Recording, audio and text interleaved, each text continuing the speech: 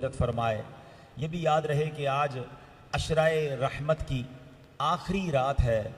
अभी कुछ दिनों पुरानी बात है कि हम जिक्र कर रहे थे कि रमज़ान आने वाला है, रमज़ान आएगा तो हम इतनी इबादत करेंगे, कुछ प्लान्स किए थे। रमज़ान आ भी गया और अशराए रहमत अब हमसे जुदा होने को है और हमें ये नहीं मालूम कि ये रमज़ान हम पूरा गुजार भी पाएंगे या अगला रमज़ान हमें मिलेगा कि नहीं। तो मिल गया है ना, तो इसको गनीमत जानना है। इसके बकिया दिन खूब इबादत में, खूब रियाजत में, गिरिया वजारी में, दुआओं में गुजारने हैं, क्योंकि रमज़ान को रोक नहीं सकते। रमज़ान में चले जाना है, मगर हमने इसी रमज़ान में अल्लाह को राज़ी करना है, हमने इसी रमज़ान में रब को राज़ी करके जन्नत हासिल करनी है।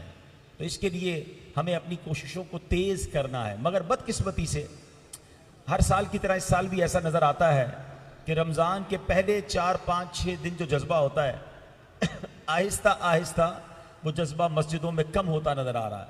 अच्छा, अब ये 6 रोज़ा तरावी, 10 रोज़ा तरावी और इसी तरह 15 रोज़ा तरावी, इसमें हरज नहीं है। लेकिन अगर कोई ये समझता है कि जनाब 10 रोज़ा तरावी पढ़ ली मैंने, अब तरावी नहीं पढ़नी और अब तरावी मेरी छुट्टी हो गई, तो ऐसा नहीं है। तरावी सुन्नत मौक़दा है। जब तक ईद का चांद नज़र नहीं आएगा हमने रोज़ तरावी पढ़नी है। तो ये आप नियत कर लें, ख़ास तौर पे यहाँ के नमाजी के इंशाअल्लाह हमने अब कल से भी यहाँ मस्जिद में तरावी होगी तो हमने तरावी इंशाअल्लाह कंटिन्यू करनी है इंशाअल्लाह। तो ये एक एक सजदा कीमती है। रमज़ान में तो लालच होनी चाहिए बंदे को नेकियां कमाने की, और इन्हीं में एक बड़ी नेकी है दुरूद पाक पढ़ना। सुभान अल्लाह, दुरूद पाक ऐसा कमाल का वजीफ़ा है, कब कब कहाँ कहाँ और कैसे कैसे काम आता है। एक बड़ा ईमान अफरोज़ वाक़या जिसमें हम सब के लिए बहुत सारा दर्स भी है, और वो वाक़या मुफ्ती अमीन साहब रहमतुल्लाहि तआला अलैह ने अपनी बड़ी प्यारी किताब आब कौसर, दुरूद पाक के फ़ज़ाइल पर शोहरा आफाक किताब है, उसमें यह वाक़या उन्होंने लिखा कि एक शख्स था, बड़ा नेक था, परहेजगार था, मगर गरीब भी था। एक दिन घर पहुंचा तो बच्चे रो रहे थे। तो पूछा क्यों रो रहे हैं? तो बीवी ने बताया कि आज खाने को कुछ नहीं है, फाका है, बच्चे इसलिए रो रहे हैं कि सुबह से कुछ खाया नहीं। तो कहता चलो खाना तो नहीं है, मगर हम ऐसा करते हैं कि सब मिलकर, बीवी बच्चे, हम सब घर वाले मिलकर प्यारे आका अलैहिस्सलाम पर दुरूद पाक भेजते हैं, दुरूद पाक का नजराना पेश करते हैं। अल्लाह अकबर। वो कहता है जब सारी दुनिया खांदी है खैरात मदीने दी, तो मदीने वाले को याद करते हैं, दुरूद पढ़ते हैं। वो दुरूद पढ़ने लगे और दुरूद पढ़ते पढ़ते उस नेक शख्स की आंख लग गई। जब आंख लगी तो किस्मत जाग उठी। सरकार दो आलम सल्लल्लाहु तआला अलैहि वसल्लम ख्वाब में तशरीफ लाए और फरमाया फला इलाके में एक बड़ा ताजिर है जो कि मजूसी है, उसके पास जाना और जाकर मेरा सलाम कहना और कहना नबी पाक ने ये फरमाया है कि अल्लाह ने जो तुम्हें माल दिया है उससे मेरी मदद करो, और सुनो तुम्हारी दुआ कबूल हो गई है। ये शख्स उठा तो हैरान कि बेशक नबी पाक का दीदार हुआ, मगर मेरे आका मुझे किसी गैर मुस्लिम के पास क्यों भेजेंगे? लगता है मुझे कोई गलती हुई है। हेजिटेशन है, परेशान हो गया, फिर सो गया। ख्वाब में नबी पाक फिर तशरीफ़ लाए, फरमाए जाए उसी के पास जाओ, जाकर कहो नबी पाक ने सलाम भी दिया है, मेरी मदद भी करो, तुमने कुछ दुआ मांगी वो कबूल हो गई है। अब जब दोबारा उठा तो कहा अब तो ये ख्वाब प्यारे आका अलैहिस्सलाम की तरफ से है। ढूंढता ढूंढता उस बिजनेसमैन को पहुंचा, बहुत बड़ा मालदार अरबोपति शख्स था, बहुत सारे लोग उसके मकान में वैसे भी मौजूद थे, बिजनेस डील चल रही थी। तो कहा मैं आपके लिए एक पैगाम लाया हूँ। कहा किसका पैगाम लाया हो? कहा मैं मुसलमान हूँ और हमारे नबी अलैहिस्सलाम का आपके लिए पैगाम लाया हूँ। वो मजूसी आग की पूजा करने वाला था। वो कहते तुम्हें पता नहीं मैं मुसलमान नहीं हूँ, मैं तो तुम्हारे नबी को मानता ही नहीं, तो मेरे लिए कैसे सलाम आ सकता है, मेरे लिए कैसे पैगाम आ सकता है? तो कहा मेरे आका ने एक और बात भी फरमाई है कि आपने कोई दुआ मांगी है, वो दुआ भी कबूल हो गई है। अब मजूसी जो है वो खड़ा हो गया अपनी सीट से, उसका हाथ पकड़ा और कमरे के अंदर ले गया, और अंदर जाकर वो कहता है कि पहले मुझे कलमा पढ़ाओ। कलमा पढ़कर मुसलमान हो गया। अब उसने अपने नौकरों को बुलाया, सारे बिजनेसमैन को बुलाया, कहा देखो मैं मुसलमान हो गया हूँ, तुम में से जो मुसलमान होगा वो मेरे साथ कारोबार कर सकेगा, जो मुसलमान नहीं मेरा उससे ताल्लुक खत्म। कई लोगों ने कलमा पढ़ना शुरू कर दिया, वो भी मुसलमान हो गए। अब उसने अपने बेटे को बुलाया और बेटे को बुलाकर कहा, इकलौता बेटा था, बेटा मैं मुसलमान हो गया हूँ, अगर तुम भी मुसलमान हो जाओ, अगर मेरे बेटे हो, वरना फिर मेरा तुमसे ताल्लुक खत्म। बेटा भी कलमा पढ़ के मुसलमान हो गया। अब ये बेटी को बुलाया, बेटी मुसलमान हो गई। तो ये जो नेक शख्स गया कर रुको तो सही, बताओ तो सही माजरा क्या है? मैं तो सिर्फ सलाम लाया हूं, मैंने ये बताया कि एक दुआ है जो कबूल हो गई है और आप सबने कलमा पढ़ना शुरू कर दिया है, इसके पीछे रीजन क्या है? अब वो मजूसी, वो आग की पूजा करने वाला बताता है कि मसला यह है कि मजूसियों के मजहब में एक रस्म है या एक इजाजत है कि भाई बहन आपस में निकाह कर सकते हैं। तो ये दोनों, मेरा बेटा और बेटी का मैंने कुछ दिनों पहले ही निकाह किया, और निकाह करने के वक्त जब हमने अपने घर में बहुत बड़ी दावत की और खाना बनाया, तरह तरह के प्रोग्राम्स किए, तो मेरे घर के बराबर से मुझे रोने की आवाज आई। मैंने कान लगाया तो छोटी छोटी बच्चियों की आवाजें आ रही थी कि अम्मी जान, हमारा पड़ोसी सैयदजादी माँ है, सैयदजादी औलाद है, सबके हाथ उठते हैं और रोते रोते दुआ करते हैं, या अल्लाह इस शख्स को इस्लाम की हिदायत दे दे, इसने हमारे साथ भला किया है, हमारे नाना जान की शफाअत से इसको जन्नत में दाखिला अता फरमा। वो कहता है मैं तो खाना खिला कर आ गया, मगर बच्चियों की दुआ मेरे कान में गूंज रही थी। आज तुम नबी पाक का पैगाम लेकर आए हो, मेरे आका का सलाम भी लाए हो, और ये भी बता रहे हो कि दुआ कबूल हो गई है। अल्लाह अकबर। इसका मतलब ये हुआ कि मुझे इस्लाम भी मिलना है, और अब मुझे इस बात की भी उम्मीद है कि बरोज़े क़यामत नबी पाक की शफाअत भी मुझे मिलेगी।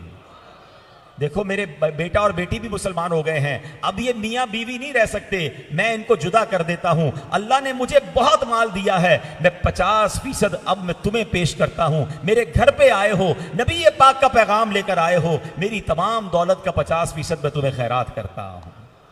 अल्लाह अकबर। जरा गौर कीजिए, ये गरीब शख्स जिसके घर में खाने को नहीं था, हाथ फैलाने नहीं गया, दुनिया वालों से मांगने नहीं गया, बच्चों ने, घर वालों ने सिद्के दिल से आका अलैहिस्सलाम को याद करना शुरू किया, दुरूद पाक की कसरत की। और आज मेरे पास और मौजू है, वरना अगर मैं इसी मौजू पर बात करता रहूं कि एक दुरूद पाक ऐसा वजीफा है कि कितने दुख दूर कर देता है, कितनी परेशानियां दूर कर देता है, कितने लोगों के कर्जे उतर गए, और ये वाकयात किताबों में मौजूद है। आज हम में से बहुत सारे लोग यहां परेशान होंगे, कोई कर्जे में होगा, कोई बेरोजगार होगा, कोई बीमार होगा।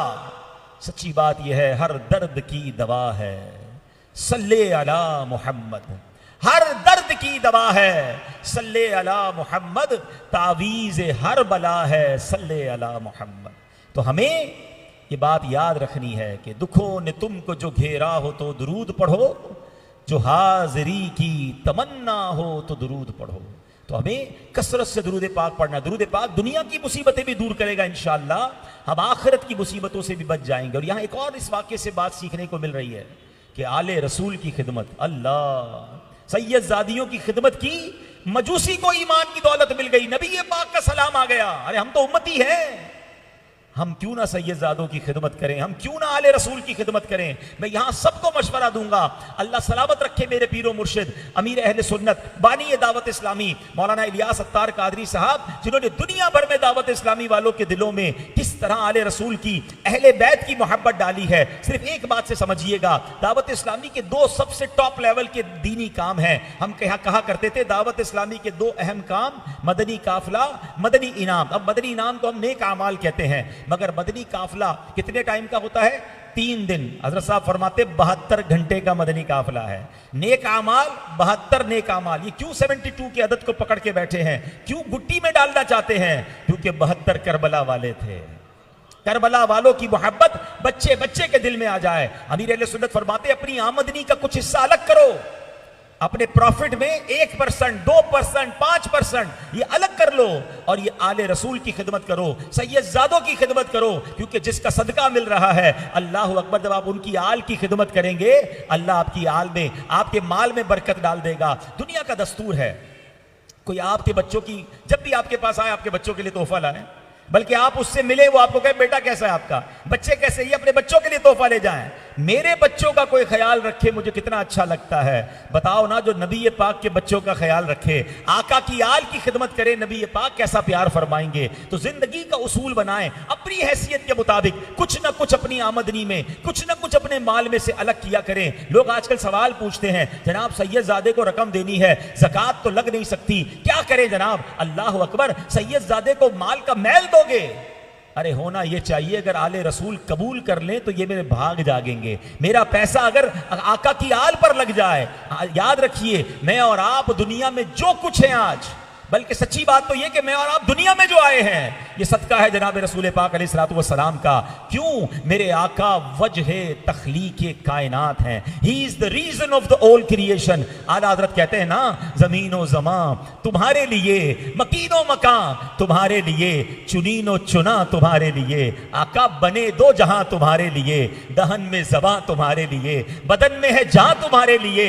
हम आए यहां तुम्हारे लिए, उठे भी वहां तुम्हारे लिए। अरे जिनके लिए आए हैं, और हमें सदका कैसे मिल रहा है? यकीनन हम नातों में तो शेर सुनते हैं कि खाते हैं तेरे दर का, पीते हैं तेरे दर का। कुछ लोगों को कंफ्यूजन हो जाती है क्योंकि हदीसें पढ़ी नहीं है। बुखारी शरीफ की हदीस सुनाता हूं। अल्लाह के नबी अलैहिस्सलातु वस्सलाम फरमाते हैं, इन्नमा अना कासिमुन वल्लाहु युअती। आका फरमाते बेशक अल्लाह अता फरमाता है, मैं तकसीम करता हूं। अरे सारी दुनिया खांदी है, खैरात मदीने दी। अरे आका का सदका हमें मिल रहा है, वही तो तकसीम करने वाले हैं। तो जब उनके दर से मिला है तो उनकी आल पर खर्च करना ये तो सआदत की बात है। और मिल जाएगा और अता किया जाएगा। तो इस वाक़े से दुरूद पाक की फजीलत भी और आले रसूल की खिदमत का जज्बा भी अल्लाह मुझे और आपको इसका शौक नसीब फरमाए। इस माह रमज़ान में बहुत सारे गरीबों को ज़कात मिल जाती है, मगर सैयद साहिबान बेचारे परेशान रहते हैं। तलाश कीजिए, आपके आसपास ऐसे लोग होंगे, अपनी आमदनी का कुछ हिस्सा निकालिए, इनकी खिदमत कीजिए। किसी की इफ्तारी अच्छी कर दें, किसी के बच्चों के लिए ईद का इंतजाम कर दें। सुभान अल्लाह, जिस तरह अपने बच्चों की फिक्र कर रहे हैं कि बच्चे ईद वाले दिन क्या पहनेंगे, अगर ज्यादा नहीं कम अज कम एक सैयद फैमिली के लिए ईद का वैसा ही पैकेज बना दो जैसा आपने अपने बच्चों के लिए सोचा है। फिर देखो मेरे आका कैसे राजी होते हैं। क्या मालूम यही खिदमत सुभान अल्लाह हमें नबी पाक का दीदार नसीब कर दे। सारी जिंदगी शेर सुनाना है कि आका तेरी नस्ले पाक में है, बच्चा बच्चा नूर का, तू है ऐने नूर, तेरा सब घराना नूर का। और आज अल्लाह का शुक्र अदा करें कि आज रात, किस रात हमें आले रसूल का जिक्र करने का मौका मिल रहा है कि आज रात हमारी अम्मी हुजूर उम्मुल मोमिनीन हजरत खदीजतुल कुबरा रदी अल्लाह ताला अन्हा का यौम विसाल है। आप नानी जान हैं हसनैन करीमैन की, क्या अजीम हस्ती हैं, और आज उनका यौम विसाल भी है। अल्लाह तुरबत हजरत खदीजा पर अपनी करोड़ों रहमतों की बारिश नाजिल फरमाए और उनके सदके हमारी मगफिरत फरमाए। हजरत खदीजा रदी अल्लाह ताला अन्हा वो अजीम खातून है। इस्लाम की खिदमत में जो उनका अंदाज रहा, सुभान अल्लाह, इब्तिदाए इस्लाम था। अब यहां मैं क्योंकि बयान लाइव भी जा रहा है, घर की खवातीन भी सुनेंगी, औरत को अपने शौहर के साथ कैसा सपोर्ट करना चाहिए, अपने शौहर के साथ कैसा ख्याल रखना चाहिए। अल्लाह अकबर, हजरत खदीजा की सीरत से सीखने को मिलता है। नबी पाक की उम्र मुबारक 25 साल, हजरत खदीजा की उम्र 40 साल। अब ये जब निकाह हो रहा है, नबी पाक पर अपना सारा माल कुर्बान किया। हजरत खदीजा बड़ी मालदार खातून थी। आज की औरत कहती ये माल मेरा, आपका तो नहीं है, आपको क्यों दूं। अगर शौहर पे बुरा वक्त आया है, औरत को उस टफ टाइम में अपने शौहर का साथ देना चाहिए। नबी पाक ने जब इस्लाम की बात करना शुरू की, जब पहली वही नाजिल हुई, अल्लाह की तरफ बुलाना शुरू किया, अपने पराये हो गए, रिश्तेदार मुखालिफ हो गए, जान के प्यासे हो गए। अल्लाह अकबर, हर तरफ से जनाब टेंशन है। मगर जब नबी पाक घर आते, हजरत खदीजा नबी पाक को दिलासा देती, आपसे कहती हुजूर आप ना घबराएं, आप तो यतीमों की किफालत करने वाले हैं, आप तो अल्लाह के सच्चे नबी हैं, आप